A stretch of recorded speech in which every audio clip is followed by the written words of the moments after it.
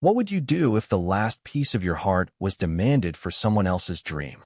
For me, that piece was Grandpa's car, in 1965 cherry red convertible, its chrome gleaming like a promise kept. It wasn't just metal and leather. It was late-night drives with Grandpa, his stories of courage, and the smell of his pipe tobacco lingering in the seats. When he passed, he left it to me, his only grandson, with a note. "Keep it, Tommy. It's our legacy." But Mom had other plans. She called it practical. "Sell it," she said, her voice sharp as she planned my sister Emily's lavish wedding. "We need the money for her big day." Emily, the golden child, always got what she wanted: a venue with chandeliers, a designer gown, a 5-tier cake. The car, worth a small fortune, was just collateral to Mom. My protests were brushed off. "It's just a car, Tommy. Don't be selfish." Selfish?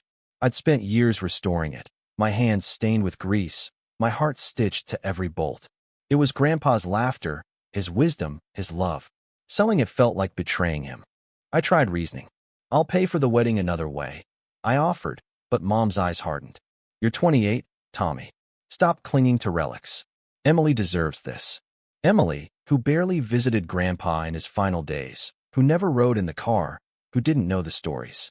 I felt the weight of expectation crushing me, but something else stirred defiance. Grandpa taught me to stand for what matters. I wasn't selling. The argument escalated.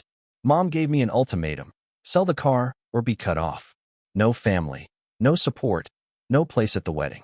I spent nights staring at the car in my garage, its curves glowing under the dim light. I could hear Grandpa's voice. "You fight for what's yours, kid." So, I made a choice not to sell, but to fight. I drove to the courthouse instead. The car purred as I pulled into the lot, heads turning. I wasn't there for a parking ticket. I'd found Grandpa's will, tucked in the glove box, clear as day. The car was mine, legally, undeniably. Mom had no claim, but she'd crossed a line, threatening to sell it behind my back, claiming it was family property.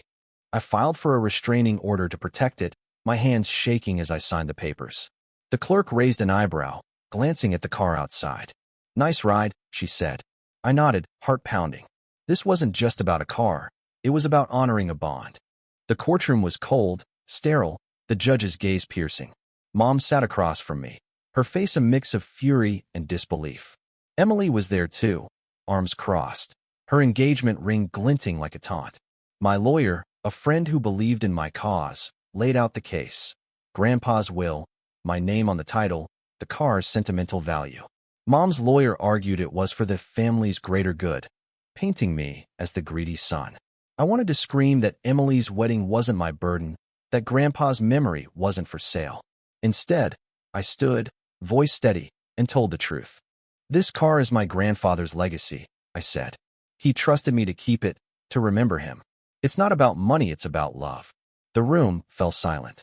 The judge leaned forward, her eyes softening. She asked Mom why the wedding couldn't be funded another way. Mom stammered, caught off guard. Emily's face flushed, but she said nothing.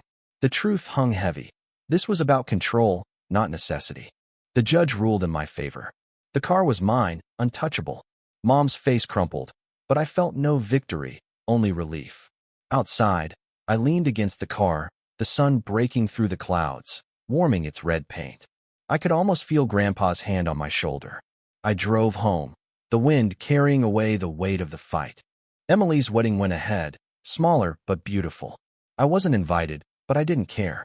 I'd kept my promise. Months later, I got a letter from Emily. She apologized, admitting she'd been swept up in Mom's plans. She asked to see the car, to hear Grandpa's stories.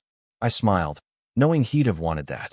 We drove together one evening, the car humming, the past alive in every mile. Sometimes, fighting for what matters means losing something else, but it's worth it to hold on to love.